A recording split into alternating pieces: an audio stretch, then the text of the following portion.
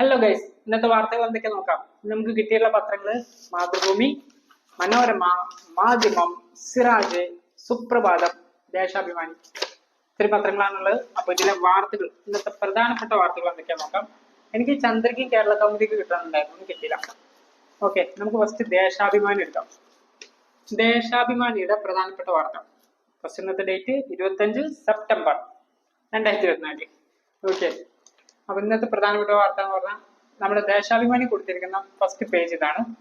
Lebanon കത്തുന്നു, മരണം 560. പിന്നെ നമ്മുടെ ആംബുലൻസുകളുടെ നിരക്ക് ഏകീകരിച്ചു. ഇതാണ് ദേശാഭിമാനിയുടെ പ്രധാനപ്പെട്ട വാർത്തകളിൽ ഒന്ന്. രണ്ടെണ്ണം. ലെബനൻ എന്ന് പറഞ്ഞാൽ അറിയാലോ, നമ്മുടെ ഇസ്രായേൽ വീണ്ടും ആക്രമണം തുടരാണ്. ഇസ്രായേലാണ് ആദ്യം പണി കൊടുത്ത് തുടങ്ങിയത് ഹിസ്ബുള്ളക്കെതിരെ. ആദ്യം അവര് നമ്മുടെ പേജറുകൾ പൊട്ടിത്തെറിപ്പിച്ചു, പിന്നെ വാക്കി ടോക്കികൾ പൊട്ടിത്തെറിപ്പിച്ചു. അപ്പൊ എന്താക്കി, ഹിസ്ബുള്ള ഒരു അടി അങ്ങോട്ട് കൊടുത്തു. അപ്പോ ഇസ്രായേൽ കയറി അങ്ങോട്ട് നിറങ്ങാൻ തുടങ്ങി. ഫസ്റ്റ് പ്രകോപനം ഇപ്രാവശ്യം ഉണ്ടാക്കിയത് ഇസ്രായേലാണ്. ഇസ്രായേൽ എന്താ ഇങ്ങനെ, അയൽരാജ്യങ്ങൾക്കൊക്കെ ഇട്ട് അവർ പണിയെടുത്തോണ്ടിരിക്കുകയാണല്ലോ. പിന്നെ ആംബുലൻസ് നിരക്ക് ഏകീകരിച്ചു. ആംബുലൻസ് നിരക്ക് ഏകീകരിച്ചു എന്ന് പറയുമ്പോൾ അത് ആംബുലൻസിനെ 4 ലെവലാക്കിയിട്ടുണ്ട്. 1, 2, 3, 4 4 AC ജീവൻ രക്ഷയുമുള്ള ടെക്നീഷ്യനുമുള്ള ആംബുലൻസ് D ലെവല്. അതിന് മണിക്കൂറിനല്ല കിലോമീറ്ററിന് 2500 രൂപ. പിന്നെ ട്രാവൽ AC ഉള്ളത്, ട്രാവൽ ആംബുലൻസ് AC ഉള്ളത് 1500 C ലെവലാണത്. പിന്നെ B ലെവൽ ഉണ്ട് 1000 രൂപ. അത് നോൺ AC ട്രാവലർ ഇല്ലേ നമ്മുടെ അത്. പിന്നെ ട്രാവലർ നോൺ AC 800 രൂപ. ഇതൊക്കെ 10 കിലോമീറ്റർ ആണ്. പിന്നെ ട്രാവലർ നോൺ AC 800. ഓക്കെ, ഇങ്ങനെയാണ് നമ്മുടെ ആംബുലൻസുകളുടെ നിരക്ക് കുറിച്ച് പറയുന്നത്. അടുത്തത് നമ്മുടെ മുകേഷിനെ അറസ്റ്റ് ചെയ്തുകൊണ്ട് വിട്ടയച്ചു. കാരണം അവന് മുൻകൂർ ജാമ്യം ഉണ്ടായിരുന്നു. പക്ഷെ സിദ്ദീഖിന്റെ മുൻകൂർ ജാമ്യം തള്ളി. അപ്പോ അവൻ അറസ്റ്റ് ചെയ്യാൻ നോക്കിയപ്പോൾ അവൻ മുങ്ങി. അതാണ് നിനക്കുണ്ടായ പ്രധാനപ്പെട്ട സംഭവം. അതിലെന്തിനൊക്കെ സിദ്ദീഖ് മുങ്ങിയിട്ടുണ്ടാവാം. ഈ എന്താ പറയാ, മുൻകൂർ ജാമ്യാപേക്ഷ തള്ളണമെന്നുണ്ടെങ്കിൽ ആ കേസിൽ എന്തെങ്കിലും വാസ്തവം ഉള്ളതായിട്ട് കോടതിക്ക് തോന്നിയാൽ മാത്രമേ മുൻകൂർ ജാമ്യാപേക്ഷ തള്ളുള്ളൂ. അപ്പൊ കേസിൽ എന്തൊക്കെ കാര്യങ്ങളുണ്ടെന്ന് കോടതിക്ക് തോന്നിയിട്ടുണ്ട്. പോരാത്തതിന് ഇത് തള്ളിയതോടു കൂടെ സിദ്ദീഖ് മുങ്ങിയിട്ടുമുണ്ട്. എന്തൊക്കെയോ ഒരു സിദ്ദീഖിന്റെ പിറകിൽ എന്തൊക്കെയോ പ്രശ്നങ്ങളുണ്ട്. അതുകൊണ്ടാണ് ഒന്നാമത് ആ കേസ് തള്ളിയതും, മുൻകൂർ ജാമ്യാപേക്ഷ തള്ളിയതും. രണ്ടാമത്തേത് അവന് ഒളിവിൽ പോയതും. നമ്മൾ എന്തൊക്കെയോ പേടിക്കുന്നുണ്ട്. ഒന്നാമത് അറസ്റ്റ് പഠിക്കുന്നുണ്ട്. രണ്ടാമത് അവനെ ചോദ്യം ചെയ്ത് കഴിഞ്ഞാൽ ഇതിനും വലുതുവാണെങ്കിൽ കിട്ടും. അതിനൊക്കെ സാധ്യതകളുണ്ട്. കാരണം സിദ്ദീഖ് ഇതിനു മുമ്പും കുറച്ച് സീനുണ്ട് മക്കൾ. അവന് കുറച്ച് പ്രോബ്ലം ഉള്ള ആളാണ്. നമുക്ക് സിദ്ദീഖിന് വേറൊരു മുഖം ഉണ്ട് എന്നാണെങ്കിൽ പറയാം. ഓക്കെ, അതാണ് ദേശാഭിമാനിയുടെ ഫ്രണ്ട് പേജ്. കാര്യമായിട്ടുള്ള പരിപാടിയൊന്നുമില്ല. നമുക്ക് അടുത്ത് നോക്കാം. സുപ്രഭാതത്തിന്റെ ഫ്രണ്ട് പേജ് ആണത്.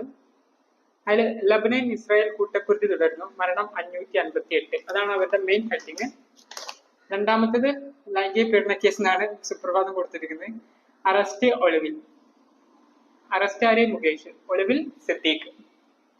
പിന്നീട് നമ്മുടെ ADGP ഉണ്ടല്ലോ, തൃശ്ശൂർ പൂരം കലക്കി, അതിന്റെ ഒരു ന്യൂസ് ഉണ്ട്. വിയോജനക്കുറിപ്പ് എഴുതി DGP, വിശദ അന്വേഷണത്തിന് നിർദ്ദേശം. അതായത് ADGP മുഖ്യമന്ത്രിക്ക് റിപ്പോർട്ട് കൊടുത്തിരുന്നു, പൂരം കലക്കിയത് നമ്മുടെ SP അങ്കിത് കുമാർ ആണെന്ന് പറഞ്ഞിട്ട്. പക്ഷെ നമ്മുടെ DGP നമ്മളെ മുഖ്യമന്ത്രിക്ക് റിപ്പോർട്ട് കൊടുത്തു. നമ്മുടെ ADGPയുടെ റിപ്പോർട്ടിൽ പ്രശ്നങ്ങളുണ്ട്. പൂരം കലക്കിയതിൽ നമ്മുടെ അജിത് കുമാറിന് പങ്കുണ്ട്. അതായത് ADGPക്കെതിരെ DGP മുഖ്യമന്ത്രിക്ക് റിപ്പോർട്ട് കൊടുത്തിട്ടുണ്ട്. ഉറപ്പാണ്. കാരണം പ്രധാനപ്പെട്ട കാരണം ഈ ADGP അജിത് കുമാർ എന്ന് പറഞ്ഞ ആള് പൂരത്തിന്റെ അന്ന് ലീവിലായിരുന്നു. പക്ഷെ പുള്ളി തൃശ്ശൂരിലുണ്ടായിരുന്നു. പൂരം നടക്കുന്ന സ്ഥലത്ത് പുള്ളി ഉണ്ടായിരുന്നു. ഇത് തന്നെയാണ് ഏറ്റവും വലിയ തെളിവ്. അതിന് പിന്നിൽ കളിച്ചത് ഇവൻ തന്നെയാണ്. കാരണം അത്രയും വലിയ ഒരു ഫംഗ്ഷൻ അല്ലെങ്കിൽ ഒരു ഇവന്റ് ഒരു സ്ഥലത്ത് നടക്കുമ്പോൾ പോലീസിലെ അത്രയും വലിയ ഒരാള് ലീവ് പോവാം, എന്നിട്ട് അയാൾ ആ സ്ഥലത്ത് വരിക, എന്നിട്ട് അത്രയും വലിയ പ്രശ്നം നടക്കുമ്പോൾ അതിനെതിരെ ഒന്നും ചെയ്യാതിരിക്കുക, ഒന്നും അറിയാതിരിക്കുക. ഇതൊക്കെ തന്നെയാണ് ഏറ്റവും വലിയ തെളിവ്. എന്നിട്ട് അവൻ റിപ്പോർട്ട് കൊടുക്കുക, ഇത് അന്നത്തെ SP മാത്രമാണ് ഇതിനൊക്കെ കാരണം. ഏതായാലും ഇനി പുള്ളിക്ക് ആ സ്ഥാനത്ത് ഇരിക്കാനുള്ള ഒരു യോഗ്യതയില്ല. എടുത്തിട്ട് എറിയണം അവനെ. ഞാൻ നടപ്പോൾ സ്വീകരിക്കണം. നല്ല കളി അവൻ കളിച്ചിട്ടുണ്ട്, ഉറപ്പാണ്.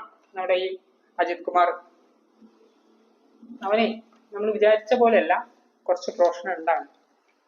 കാരണം അവന് പൂരം കലക്കിയത് അവനാണ്. ആ കലങ്ങിയതിൽ മീൻ പിടിച്ചത് RSS BJP ആണ്. ആ മീനാണ് ഇപ്പൊ നമുക്ക് കേരളത്തിന് കിട്ടിയ ഇപ്പോഴത്തെ കേന്ദ്രമന്ത്രി ആയിട്ടുള്ള നമ്മുടെ സുരേഷ് ഗോപി. ആ പൂരം കലക്കിയിൽ നിന്ന് കിട്ടിയ പ്രൊഡക്റ്റാണ്. വേറെ എന്തെങ്കിലും വാർത്തകൾ നോക്കാം. നമ്മുടെ സുപ്രഭാതത്തില് കാര്യമായിട്ട് എന്തെങ്കിലും ഉണ്ടോ?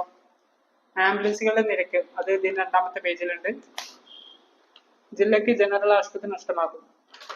ജില്ലയ്ക്ക് ജനറൽ ആശുപത്രി നഷ്ടമാകും എന്നൊരു വാർത്തയുണ്ട്. ജീവനക്കാർ കൂട്ടത്തോടെ പറിച്ചു നടാൻ നീക്കം. അങ്ങനെയാണ് സുപ്രഭാതം അതിന് കൊടുത്തിട്ടുള്ള ഒരു ന്യൂസ് ഉണ്ട്. എന്റെ വിശദമായിട്ട് വാർത്തകളുടെ ഞാൻ വരട്ടോ. കാരണം അത് അങ്ങനെയല്ല.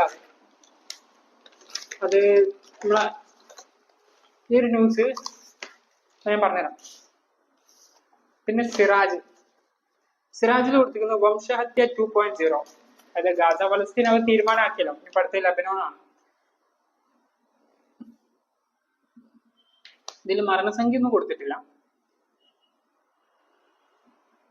ഉണ്ട് 558. ഹിസ്ബുള്ള കമാൻഡർ കൊല്ലപ്പെട്ടു, മരണം 568. നമ്മളെ ലബനൻ കേസ് ഇതിൽ കൊടുത്തിട്ടുണ്ട്. പിന്നെ നമ്മുടെ സിദ്ദീഖിന്റെ സംഗതികളുണ്ട്. സിദ്ദീഖ് ഒളിവിൽ, Mukesh arrest. Okay.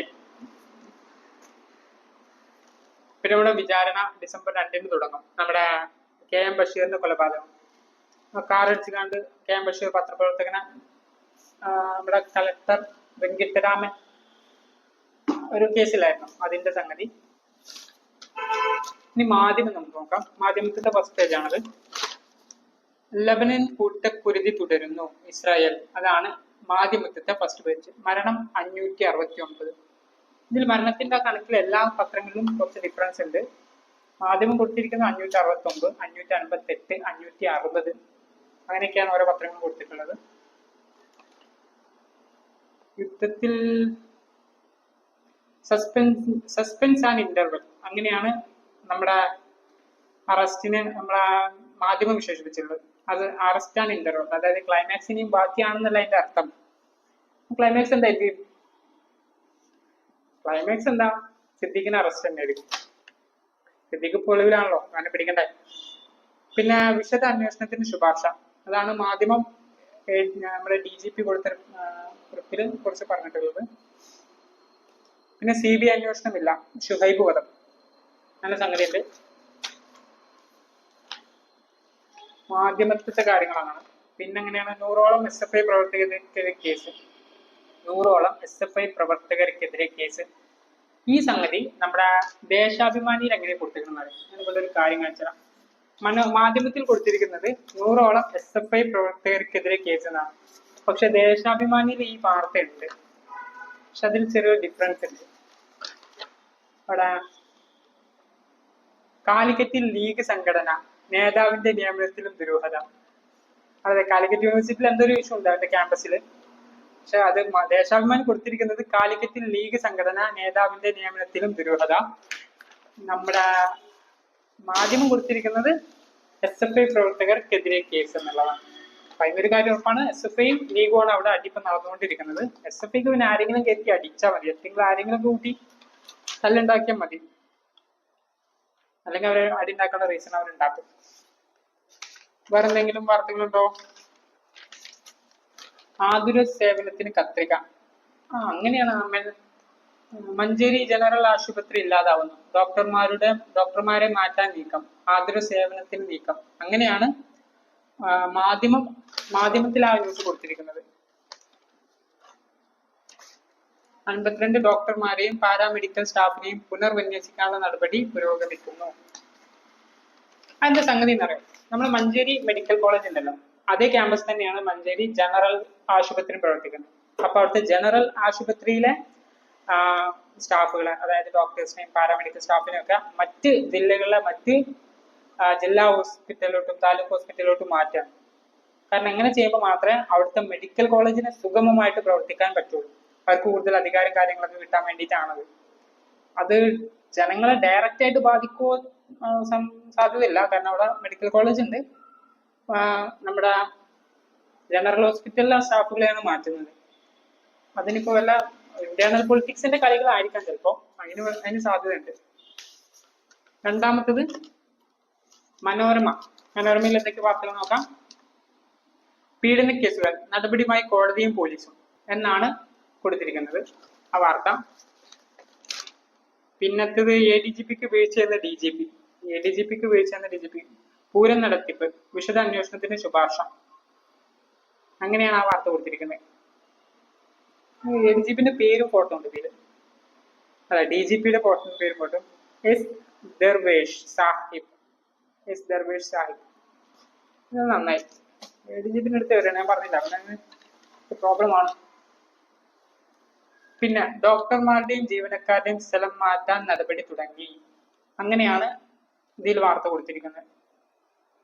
Manjeri medical college, അതാണ് സംഗതി. മലപ്പുറത്തെ യുവാവിന് സ്ഥിരീകരിച്ച എംബോക്സോ അപകടം കുറഞ്ഞേനും. ഇതൊരു ആശ്വാസമുള്ള വാർത്തയാണത്. എംബോക്സോ. സർക്കാർ ഫണ്ട് 0. സ്പെഷ്യൽ സ്കൂൾ ഗാനമേള. ഇതൊക്കെ പിന്നെ സർക്കാരിന്റെ കയ്യിൽ എന്നാണ് ക്യാഷ് ഉണ്ടായിട്ടുള്ളത്. മനോരമയില് ആ മറ്റേ ന്യൂസ് ഞാൻ കണ്ടില്ല. കാലിക്കറ്റ് യൂണിവേഴ്സിറ്റിയിൽ SFIയും ലീഗും തമ്മിൽ അടി. ഇനി എവിടെയെങ്കിലും ഉള്ളിലെവിടെയെങ്കിലും ഉണ്ടോന്ന് അറിയില്ല. അതേതായാലും അതുണ്ട്. ഇതാ, പരിപാടികൾ നടത്താൻ തടസ്സം. കാലിക്കറ്റ് വിദ്യാർത്ഥി യൂണിയൻ ഭാവി ഇരുട്ടി.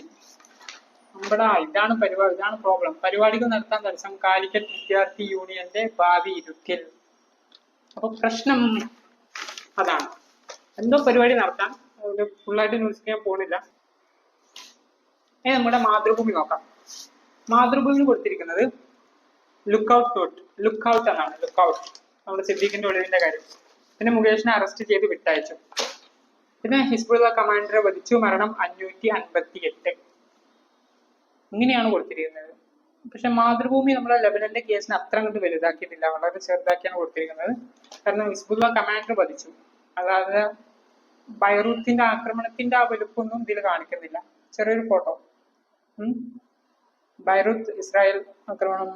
കാരണം ബൈറൂത്ത് എന്ന് പറഞ്ഞാൽ നമ്മളെ ലെബനന്റെ തലസ്ഥാനമാണ്. അതിനെയാണ് ഇസ്രായേൽ ആക്രമിച്ചിട്ടുള്ളത്. 558 ആൾക്കാർ കൊല്ലപ്പെട്ടുള്ളത്. ഇതിൽ 558 എന്നാണ്. ഞാൻ 569 കണ്ടു, 560 കണ്ടു മരണസംഖ്യകള്.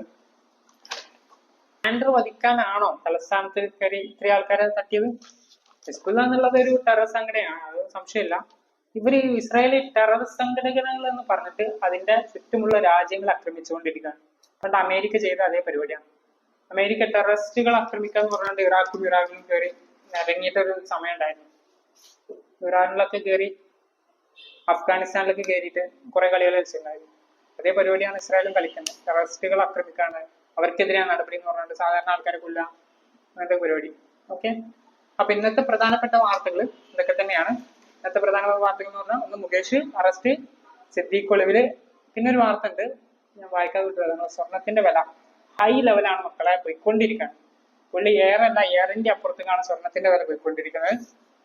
പിന്നെ കാലിക്കറ്റ് യൂണിവേഴ്സിറ്റിയിലെ ചെക്കന്മാരുടെ തമ്മിത്തല്ലേ, അപ്പൊ എല്ലാത്ത പ്രാവശ്യമുള്ളതാണ്. അപ്പൊ ഇതൊക്കെയാണ് കാര്യമായിട്ടുള്ള ന്യൂസുകൾ. ഓക്കെ, അപ്പൊ നമുക്ക് നാളെ കാണാം. Bye, see U.